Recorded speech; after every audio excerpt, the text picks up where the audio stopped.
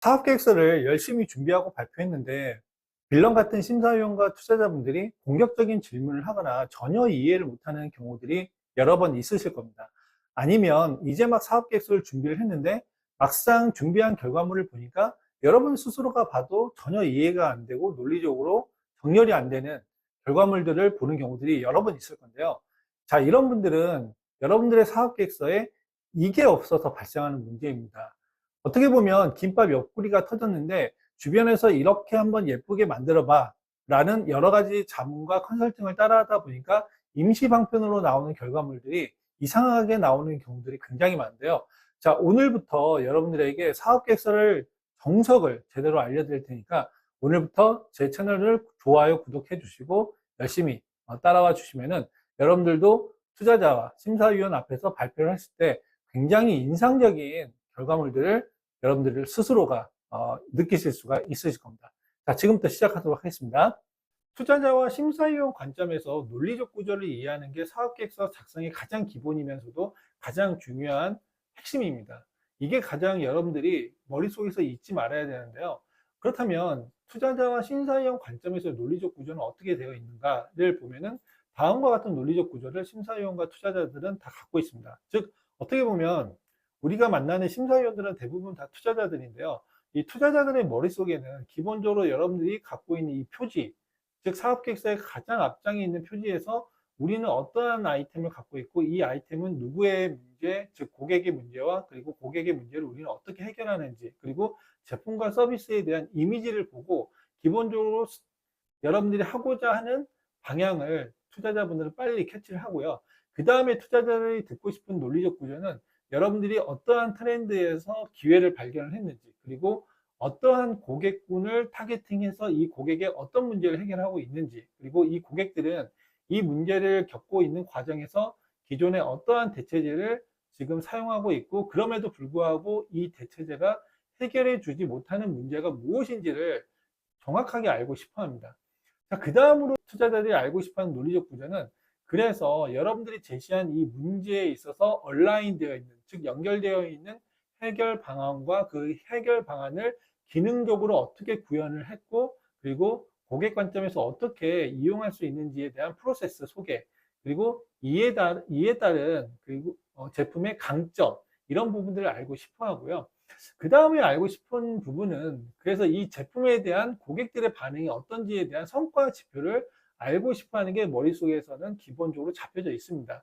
자, 그렇다면 우리가 MVP든 고객 인터뷰든 또는 실제로 매출이 발생을 했던 이러한 성과 지표들을 보여주면서 우리 제품과 서비스가 시장에서 충분히 반응이 있다는 것을 보여준다라고 하면 그 다음에 알고 싶어 하는 거는 그렇다면 우리 제품과 서비스가 과연 돈을 어떻게 벌 것인가에 대한 이 비즈니스 모델, 즉 수익 모델을 알고 싶어 하고요. 이 수익 모델을 알게 되면 그 다음에 알고 싶은 거는 과연 얼마나 큰 시장에서 여러분들이 지금 플레이를 하고 있는지, 즉 시장 규모에 대한 부분을 알고 싶어 합니다. 이 시장 규모를 알아야지 심사위원 관점 또는 투자적 관점에서 봤을 때 과연 이 팀을 우리가 정부 지원과제 선정을 시킬 것인지 아니면은 투자를 할 것인지에 대한 기본적인 의사결정 구조를 가지게 되고요. 다음으로 이렇게 시장 규모가 크다라고 했을 때 당연히 여러분 혼자만 있는 게 아니잖아요. 그 다음으로는 이제 경쟁사가 누구인지, 그리고 그 경쟁사와의 차별화된 경쟁 우위는 무엇인지를 정확하게 알고 싶어 합니다. 자, 그 다음으로 알고 싶은 거는 이 시장 진입, 즉 우리는 이제 막 시장에 막 들어온 초기 단계 스타트업이기 때문에 과연 브랜드 있는 제품과 서비스를 어떻게 우리가 경쟁을 하면서 이길 수 있는지, 이러한 시장 진입과 그리고 성장을 어떻게 할 것인지에 대한 스케일업 전략을 듣고 싶어 하고, 이 다음으로는 점진적으로 1년, 2년, 3년, 5년의 이러한 계획들을 순차적으로 알고 싶어 합니다.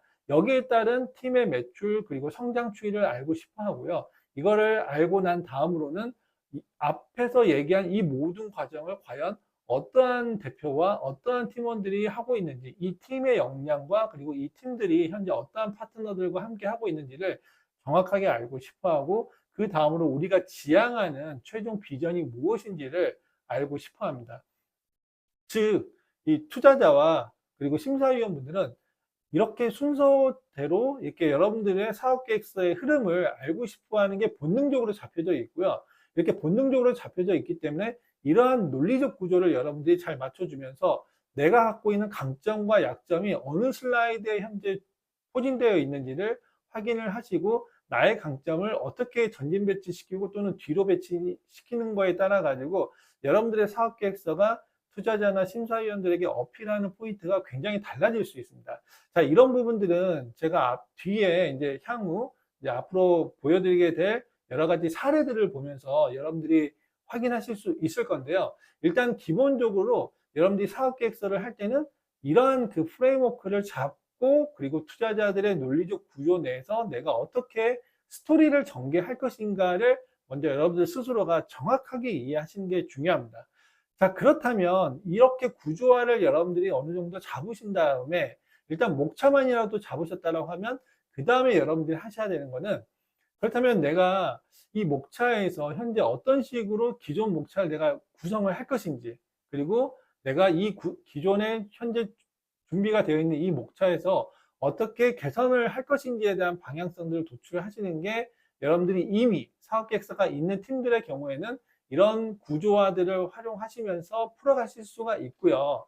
그리고 사업계획서가 없는 팀들 또는 아니면 사업계획서 이제 막 만드시는 팀들 또는 있으신 팀들도 사실은 이런 논리적 구조를 다시 한번 정렬을 맞추시기 위해서는 먼저 이 구조에 맞춰 가지고 이렇게 스크립트를 한번 만들어 보시는 게 되게 중요합니다. 그래서 스크립트를 한번 쭉 만들어 보시고 이 스크립트에 따라 가지고 먼저 다음과 같이 이렇게 프로토타입처럼 A4 용지를 16등분을 하셔 가지고 표지부터 트렌드, 문제정의, 해결 방안, 그리고 솔루션, 그리고 이렇게 여러 가지 앞단에서 얘기했던 슬라이드 목차에 맞춰 가지고 여러분들이 초안을 만들어 보시는 게 굉장히 중요합니다. 이게 왜 중요하냐면은 제가 오늘도 멘토링하고 어제도 멘토링하고 그리고 초기 단계 팀들을 멘토링 할 때도 그렇고 그리고 시리즈 A 단계, B 단계를 멘토링 할 때도 많이 발생하는 그 문제점 중에 하나가 굉장히 많은 창업자분들이 이런 스토리 구조를 생각하지 않으시고 일단은 PPT를 띄워놓고 먼저 빈 슬라이드에다가 어떤 내용을 채울지를 작업을 하는데 그게 굉장히 잘못됐다는 거죠. 그래서 문서 작업을 하실 때는 이렇게 PPT 띄워놓고 이렇게 작업을 하시게 되면은 스토리 구조가 굉장히 꼬이게 됩니다. 그래서 저는 이 방법을 절대 추천드리지 않고 제가 지금 말씀드렸다시피 먼저 나의 사업계획서의 구조화들을 먼저 잡으신 다음에 이 구조화에 맞춰서 먼저 스크립트를 먼저 쭉 작업해 보시고 그 다음에 여러분들이 이 스크립트 내용의 논리적 구조들을 한번 쭉 정렬을 맞춰 보신 다음에 스크립트의 내용에 맞는 이 사업계획서의 초안들을 이렇게 종이에다가 이렇게 스케치를 해 보시면서 작성을 하시고 이 내용을 여러분들 스스로가 보더라도 이게 논리적 정합성이 맞구나, 투자자와 심사위원 관점에서의 이들이 원하는 논리적 구조에 충분히 부합된다는 판단이 드시면 그 다음에 파워포인트나 캔바 같은 툴들을 활용하셔 가지고 문서화 즉 디자인 작업들을 잡아 가시면서 가시는 거를 저는 굉장히 적극적으로 추천을 드립니다. 자, 그래서 제가 이제 다음번 이제 유튜브에서는 뭐 프라이머, 블루포인트 파트너스 등등등 현재 유튜브에 올라와 있는 여러 가지 사업 계획서들이 있는데 이 사업 계획서들을 실제 한 장씩 분석을 해 보면서 제가 말씀드렸듯이 구조화에 맞춰서 현재 이 사업 계획서들이 정렬이 되어 있는지, 정렬이 되어 있지 않다면 어떤 부분들을 강조해야 되고, 그리고 각각의 슬라이드 내용에서 혹시라도 투자자나 그리고 심사위원 관점에서 알고 싶어하는 내용들이 있는데 미싱한 부분, 즉 놓친 부분들은 무엇인지를 제가 하나하나 꼼꼼히 잡아드릴 수 있는 시간을 가져보도록 하겠습니다. 자, 오늘은 이 사업계획서 정석의 가장 기본, 그리고 기본이면서 가장 중요한 핵심 중에 하나인 투자자와 심사위원의 논리적 구조를 이해하는 과정의 첫 번째, 그리고 두 번째는 여러분들이 사업계획서를 작성하는 과정에서 문서화 작업을 바로 하지 마시고 반드시 이 사업계획서의 구조화를 먼저 잡으신 다음에 스크립트를 작성하시고 그 다음에 간단하게 종이에 스케치를 해보면서 전체적인 논리 구조를 여러분들 스스로가 점검해 보시고 이게 충분히 설득이 된다면 그 다음에 파워포인트 작업을 하는 방법으로 진행을 해 보시기를 바랍니다. 자, 그러면 다음 유튜브에서 만나 뵙길 바라고요. 제 유튜브에 대한 좋아요, 구독, 알림 설정 부탁드리겠습니다. 감사합니다.